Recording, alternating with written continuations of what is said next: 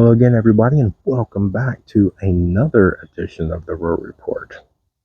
And I had something hit me. I was watching a couple of things, had some kind of podcast and YouTube stuff playing in the background. Um, I want to give credit where credit's due, but I cannot for the life of me remember exactly whose is whose and whose is what. So um, I will give a lot of my own opinions on things, but the generalized ideas behind my opinions, um, or from these other videos. And if I remember who they are while I'm speaking, I will do my best to try and put it out there. But when it comes to what is seemingly going on, so you have the AI stuff really taking off. You have basically a cell phone in just about everybody's hands. You work with computers, you work with a smart TV. There's all sorts of smart things on, a smart watch, smart appliances, some sort of Alexa, Roomba, whatever. You I'm using smart technology to record this. You're using smart technology to watch me. So, and I appreciate that.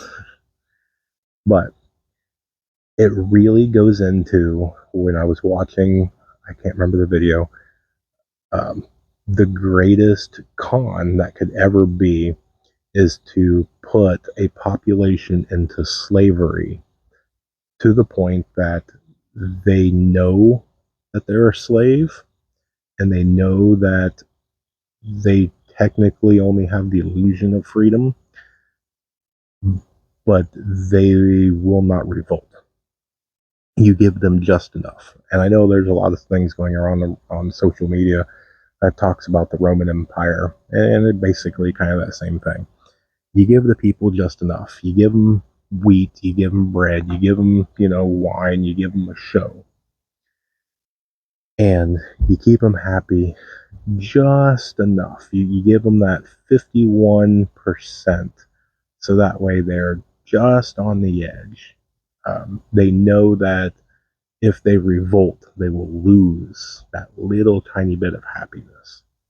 And I think you have to fast forward if you're going to make that comparison to the basically the government subsidies, and whether that is things that are now or things that I kind of foresee as a potential in the future of kind of a government a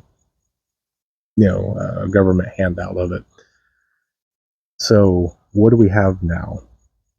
We have all sorts of things from government health care to government money to transportation, basically, public services. So just think of those types of things. Now, if you're on anything like that, I'm not attacking you in any means. What I will say is do your best to get off of them as quickly as possible.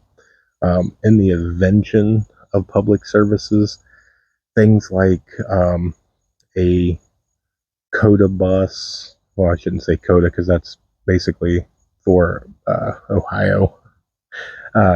So your public transportation, bus, train, subway, those types of things. Those are made to help the community. Now, your things like your healthcare, so your WIC, your food stamps, the phones, and different things like that. Even your what am I thinking of? Your unemployment, things like that. Those are supposed to be a hand up, not a hand out. Those where you were doing something and something happened and you need a little bit to hold you over until you can make your life whole again. Those were never supposed to be taken advantage of to be milked and you to live permanently off of. Those are supposed to just be very basic necessity things to kind of keep you covered, keep you alive, keep your life semi going until you can get things going.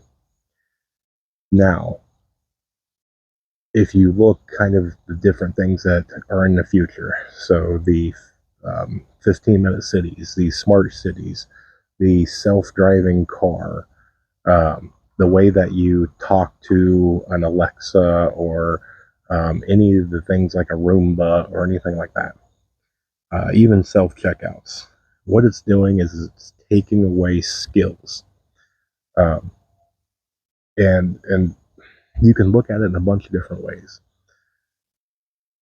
People are kind of like animals. You're going to take the path of least resistance, and so instead of slaving from the time that the sun comes up until the time that the sun goes down, um, by going outside, getting, the eggs and collecting this and collecting that and grabbing a chicken and plucking and doing this and canning and, doing all the work just so that way the family can eat. And then lo and behold, something comes along that makes it a little better and a little better and a little better, clear up until we're into the microwave and now, the Instapot or the air fryer. But don't get me wrong, I have an air fryer and I love it. I have a dehydrator and I love my dehydrator and I use it almost every day. So, I'm thankful for the convenience of it, but I also know how to not use it. I know how to cook over an open fire. I know how to dehydrate without a dehydrator. I know how to can without a pressure canner. And I will do it, even just a couple of times a year, just so I maintain that skill level. And so I think that a lot of this gets pushed out, and sometimes it's for good reasons, but I think it eventually comes through. So you take your self checkout, you're taking away the social part of shopping. You're taking away jobs, you're taking away, all sorts of different things. And I get it, if I'm a store owner, if I can put a machine in there, that takes my insurance down because, I don't have to insure a human that will get hurt on the job or, something along those lines. They're never going to be late. They're never just going to randomly call off. Now, yes, I understand that they break down and things like that, but I don't have to worry about theft from them. I don't have to train them, put them in uniforms. I don't have to worry about them spontaneously just having a bad day and whatever. And so on a business thing, I get it, saving you money, but it's the same thing. I see people out here that has I don't know what they're called, the Roomba for your lawn. You go out here, you press a button, and this little thing that looks like a giant oversized Roomba cuts your grass. I don't know about you, but I've loved to cut grass. Um, and it takes that away. How many of these kids are going to learn, or not learn, I should say, how to cut grass? There's already enough that I see that these kids, they grow up, they don't know how to change a tire, they don't know, how to pump gas. They, the internet's just filled with sadness on that stuff. But they take all this stuff away. And I wonder a lot on how long it's going to take and what invention's going to come out until we basically end up like the movie Wall-E, where we're so stuck to a screen that when, in the movie, the little thing either malfunctions or somebody does something wrong and they bump into each other, and all of a sudden they realize, like, oh, there's another human here, like I have to interact with some other living person.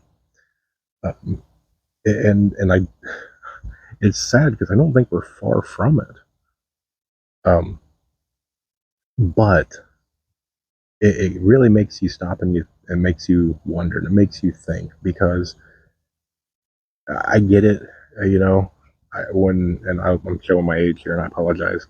When I got my very first car, I didn't have power windows. I didn't have power locks. Um, I didn't have all the different amenities and all the different things now. I drive, the owner of the place that I work for. I drive their truck, and the center console in the truck, the screen there, is bigger than the TV screen in my kid's bedroom. It just the amount of things that all this technology does, and the amenities are nice. Having heated seats, having a heated steering wheel, or heated mirrors, or whatever. It's nice. I get it, but at some point in time, let's say something happens and SHTF goes off. Let's say it's a power grid. How many people are not going to make it just because the air condition doesn't work? And let's just say the power grid goes down tomorrow, and it goes down for 1 year exactly. It is astonishing the amount of people that would probably perish because they either A, couldn't keep cool, or B, couldn't keep warm. And the reason why I, somewhat snicker at it while still kind of half shedding a tear is because the Neanderthal, if you want to, believe, or however you want to do it, the early humans, let's just put it that way, uh, whatever background you want to go into, um, they managed to do it all without electricity. And here we are, we're supposed to be the brightest, of the species of, ever on the planet. Every day we get stronger and smarter and everything else. And yet what was the article I read? 70% of the United States would die if the power went out for a year. That just, if you pray for this country. But let me this video is going a little longer than what I normally do. So let me try and wrap this. So one of the things, and if you guys don't watch Bear from Bear Independent, one of the things that he really likes to say is flex your no muscle. Now, in prepping and things like that, part of preparing is preparing your body. You want to uh, be in decent shape. You want to be able, because let's say you're going to have to bug out, whatever happens. So you're going to grab your inch bag, your ruck bag, whatever you want to call it, and let's say it's 40 pounds, and you got to walk 5 miles. Can you realistically do that? When's the last time you practiced? When's the last time you tried? When's the last time you put on shorts and actual tennis shoes and made it around the block? I know some of you are laughing because you do it a ton. You do it all the time. Some of you are going, uh-oh. So, and that's another one, just side note. You do not practice doing some walking, doing some rucking, and I'm talking too. Even if you don't have, let's say this is your very first time, you're just getting into prepping, grab a backpack, even if it's your kid's backpack, grab some sort of pack, put a bunch of bottled water or something, put some poundage in that thing, put 10 pounds, 15 pounds, put something in there, throw it on your back, drive to the nearest park, and go off trail, even if it's just walking, a couple of feet in and following the trail. Walk in between some trees, in some tall grass, and practice. So that way, before you think, oh, I can do this, give it a shot first. But let's go back. So we started out on the best way to kind of take over is to basically have it to where the subjects know that they have the illusion of freedom, but they won't revolt. You give them just enough. In today's society, I think if you just offered free Wi-Fi, like, hey, if you do what we say, we'll give you unlimited free Wi-Fi. But if you step out of line, you can't connect to the internet ever. I would say probably a good 45% plus of people would sign up without hesitation. So let's bring it back. Exercise your no muscle. That is your absolute best line of defense for a lot of this. And you've got to look at it on your inside. And everybody has their own morals, their own standards, their own values, and anything along those lines. But you've got to see what is, when things come down to it, and when stuff actually hits the fan, where are you drawing that line in the sand? When somebody comes up to you and they are beating on your door and they want food, are you going to take the chance and risk yourself, your family, your loved ones to open the door to hand them food? Are you going to take food away from your loved ones and your kids and all that and hand a complete stranger your food? And I was actually reading something on one of the prepping groups in Facebook, and I was really surprised at how controversial that was. That, no, you have to help your fellow man. No, you can't do that. And, I really thought that if you wanted to start a argument in the prepping sphere, you basically brought up things like, the 22 or, something along those lines and watch everybody argue. I never realized that all you had to do was, present that question.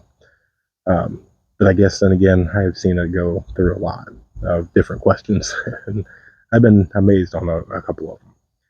All right, so